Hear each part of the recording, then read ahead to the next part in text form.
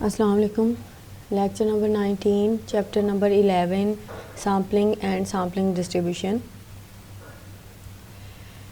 आज के लेक्चर में हम लोग पढ़ेंगे एग्जांपल पॉपुलेशन डिफरेंसेस के लिए ही, लेकिन विदाउट रिप्लेसमेंट के साथ।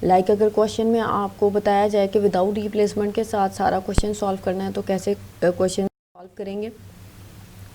एग्जांपल है आपके पास 11.14 let P1 denote the proportion of even numbers in a random sample of size n1 is equals to 2 without replacement from a population of size n1 is equals to 3 consisting of values 4, 6 and 9।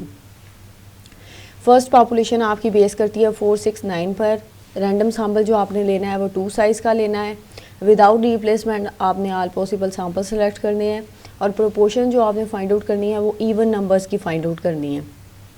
Similarly P2 denote the proportion of even numbers in a random sample of size n2 is equals to 2 without replacement from a population of size 3 consisting of values 2, 3 and 5। इसका मतलब ये है कि second population आपकी base करती है 2, 3, 5 पर। Random sample 2 लेंगे, विदाउट रिप्लेसमेंट आप ऑल पॉसिबल सैम्पल सेलेक्ट करेंगे और P2 भी आपने इवन नंबर्स के लिए ही फाइंड आउट करनी है। Also find the mean and variance of the differences of two proportion of P1 minus P2 directly and verify. उसके बाद आपने क्या करना है, डिफरेंसेस की सैम्पलिंग डिस्ट्रीब्यूशन बनानी है और उसका मीन और वेरिएंस फाइंड आउट करना है और लास्ट में आपने रिजल्ट्स वेरीफाई करने हैं। सोल्यूशन की तरफ आते हैं। सोल्यूशन में हम लोग क्या करेंगे, पॉपुलेशन प्रोपोर्शन 1 फाइंड आउट करेंगे फर्स्ट पॉपुलेशन के लिए भी और सेकंड पॉपुलेशन के लिए भी। आपके पास फर्स्ट पॉपुलेशन है 4, 6 and 9। So population size is denoted by n1 is equals to 3 और प्रोपोर्शन आपने फाइंड आउट करनी है इवन नंबर्स के लिए। तो x1 जो है वो यहाँ पे डिनोट करेगा even numbers in your population. अगर हम पॉपुलेशन में देखें तो there are 2 even numbers, so x1 is equals to 2 and population proportion is denoted by small p for 1 is for first population. Here is the formula, ये formula आप लोगों को नज़र आ रहा होगा, ठीक है। और यहाँ पे हम सब्स्टिट्यूशन करेंगे, so P1 is equals to 2/3। Similarly for second population के लिए हम लोग प्रोपोर्शन फाइंड आउट करेंगे। Second population is 2, 3 and 5। Population size is 3 और even numbers in your population x2 is equals to 1। There is only 1 even number in your population, so P2 is equals to x2 divided by n2। तो P2 का answer आएगा 1/3। ये आपकी दोनों population proportion है, P1 small p1 and small p2। ये हम लोग वेरिफिकेशन में इनको यूज़ करेंगे। उसके बाद आपने क्या करना है, ऑल पॉसिबल सैम्पल ड्रा करने हैं दोनों पॉपुलेशन के लिए। पॉपुलेशन दोनों फर्स्ट पॉपुलेशन जो है वो है आपके पास 4, 6 एंड 9 और population size is 3 and sample size is 2। It is given in your question. और आपने विदाउट रिप्लेसमेंट क्योंकि ऑल पॉसिबल सैम्पल ड्रॉ करने हैं तो यहाँ पे हमने जो कैलकुलेशन का फार्मूला जो यूज़ करना है वो है विदाउट रिप्लेसमेंट वाला, यानी capital N1 C small n1 3C2 करेंगे तो आंसर क्या आएगा 3। आपने सैम्पल ड्रॉ करने हैं, यानी कैसे ड्रॉ करेंगे, विदाउट रिप्लेसमेंट वाली स्कीम से यूज़ करेंगे। फर्स्ट वैल्यू के साथ रिमेनिंग सारे आ जाएंगे, यानी 4, 6, 4, 9। उसके बाद देन 4 को स्किप कर देंगे लास्ट में, क्योंकि बचते ही आपके पास सिर्फ 2 ही सैम्पल हैं, 2 ही वैल्यूज़ बचती हैं, तो वही आपने एज अ सैम्पल यूज़ करनी है। अब आपने प्रोपोर्शन फाइंड आउट करनी है इवन नंबर्स के लिए। तो इवन नंबर्स यहाँ पर देख लें, आपके पास फर्स्ट सैम्पल में दोनों इवन नंबर्स हैं, तो 2/2 देन 1/2 एंड देन 1/2। उसके बाद सेकंड पॉपुलेशन आपकी बेस करती है 2, 3 एंड 5 पे। Population size n2 is equals to 3 and sample size n2 is equals to 2। It is given in your question. Total sample का जो आप फार्मूला लगाएंगे विदाउट रिप्लेसमेंट वाला, कैपिटल N2C स्मॉल n, यानी 3C2 कैलकुलेटर पे इसे solve करेंगे तो आंसर आ रहा है 3। इसके भी सैम्पल आपने उसी मेथड से ड्रॉ करने हैं विदाउट रिप्लेसमेंट से, जैसे आपने पहले फर्स्ट पॉपुलेशन के लिए किए हैं, यानी 2 is repeated with remaining numbers 2, 3 and 2, 5। उसके बाद 2 को स्किप करने के बाद लास्ट में क्योंकि आपके पास सिर्फ 2 ही वैल्यूज़ बचती हैं तो वही आपने एज अ सैम्पल उसको सब्स्टिट्यूट करना है। उसके बाद आपने P2 यानी प्रोपोर्शन फाइंड आउट करनी है इवन नंबर्स की तो आप इसमें देख लें, आपके सैम्पल में जितनी वैल्यूज़ होंगी even numbers that divided by 2 आ जाएगा। फर्स्ट सैम्पल में 1 इवन नंबर्स है तो 1/2, सेकंड सैम्पल में 1 इवन नंबर है 1/2 एंड लास्ट सैम्पल में कोई इवन नंबर नहीं है, सो हेयर वी पुट 0। उसके बाद आपने क्या फाइंड आउट करना है, आपने डिफरेंसेस फाइंड आउट करने हैं इन प्रोपोर्शंस के, P1 minus P2 find out करना है, ठीक है। आपने इनको एज इट इज़ लिखना है। अगर आमतौर पे हम इसे अरेंज करके लिख देते हैं, यानी 1/2 पहले आ जाएगा, फिर 2/2 आ जाएगा। सिमिलरली हेयर 0 पहले आ जाएगा, 1/2 और 1/2 बाद में आ जाएगा, ठीक है। तो हम all possible differences find out करेंगे। यहाँ पे देखें P1 माइनस P2, हॉरिजेंटल में हम लोग यहाँ पे ऊपर वाली लाइन में हम P1 को अरेंज करते हैं, यहाँ पे आप P1 को अरेंज करते हैं, ठीक है, और वर्टिकल में आप P2 को अरेंज करते हैं। अब इन्होंने फ्रैक्शनल में इसे फ्रैक्शन कर दिया, यानी 1/2 को आप डिवाइड करेंगे तो 0.5 आ जाएगा, देन 0.5 और 2/2, आंसर इज़ 1। हेयर 0 एंड 1/2 0.5 में हमने लिख दिया है।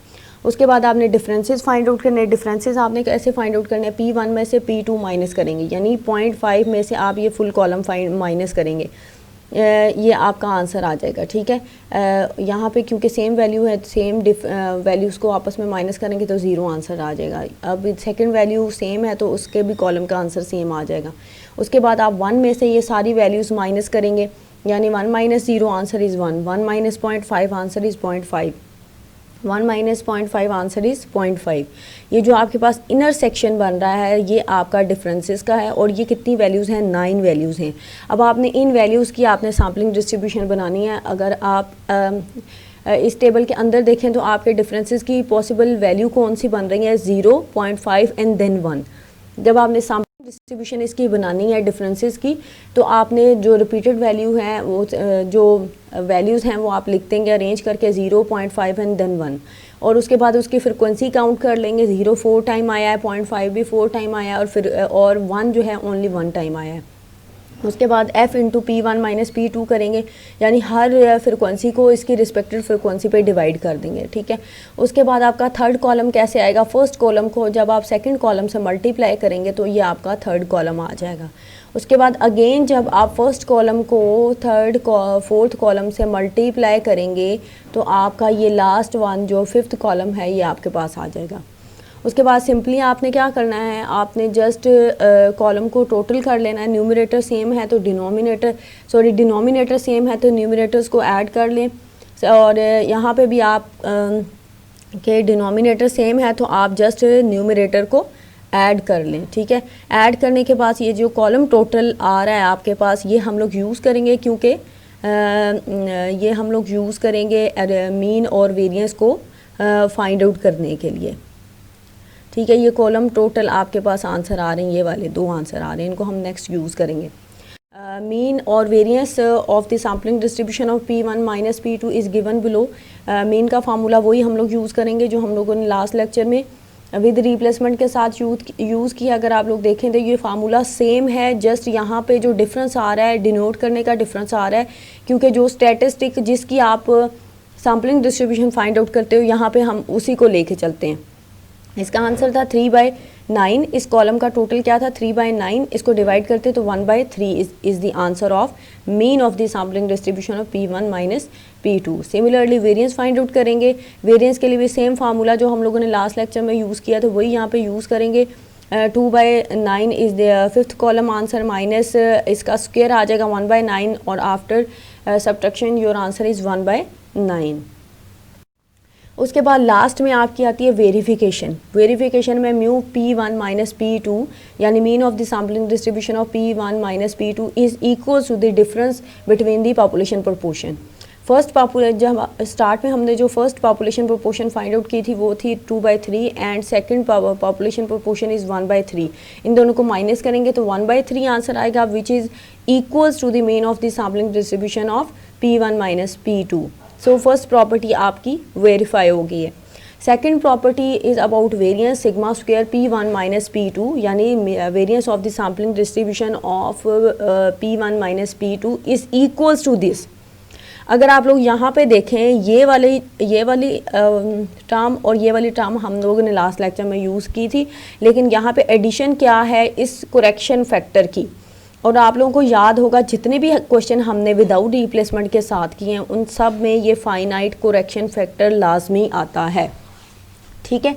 अगर आप लोग पिछले कोई भी क्वेश्चन याद करें, 1 सैम्पल का क्वेश्चन था और जिसमें आपने अरिथमेटिक मीन फाइंड आउट करना था, उसमें अगर आप विदाउट रिप्लेसमेंट से सैम्पल ड्रॉ कर रहे हो तब भी ये फाइनाइट करेक्शन फैक्टर आ रहा है। अगर आपके डिफरेंस अबाउट सैम्पल मीन का क्वेश्चन हो और उसमें आप विदाउट रिप्लेसमेंट वाली स्कीम यूज़ कर रहे हो, उसमें भी आपका ये विदाउट रिप्लेसमेंट वाला फैक्टर आया है, ठीक है। अब ये proportion difference of the proportion का क्वेश्चन है, लेकिन विदाउट रिप्लेसमेंट में क्योंकि हमने सैम्पल ड्रॉ किए हैं तो यहाँ पे ये फैक्टर साथ में आएगा, ठीक है। This factor is for first population and this factor is for second population. यहाँ पे हम सारी इसकी वैल्यू सब्स्टिट्यूट कर देंगे। P1 का आंसर था 2/3 और 1 माइनस P1 करेंगे तो 1/3 आ जाएगा। सैम्पल इज़ 2 और यहाँ पे 3 माइनस 2 यानी सैम्पल साइज़ जो है वो 3 है, -2 करेंगे और divided by 3 minus 1। Similarly second proportion थी 1/3 थी और 1 माइनस P2 करेंगे तो 2/3 हो गई, divided by sample size is 2। और सिमिलरली ये सेकंड करेक्शन फैक्टर को हम लोग फिल करेंगे। इसे जब आप सॉल्व करेंगे, सॉल्व करने के बाद इसका आंसर आ रहा है 1/9 which is equals to the variance of the sampling distribution of P1 minus P2। So आपकी सेकंड प्रॉपर्टी भी आपकी वेरीफाई हो गई है, ठीक है। ये क्वेश्चन आप लोगों ने ट्राई करना है कि इससे मिलते जुलते आप लोग क्वेश्चन लेकर ट्राई करें और इसको सॉल्व करें। अगर कोई प्रॉब्लम आती है तो देन आप लोग मेरे से डिस्कस कर लें।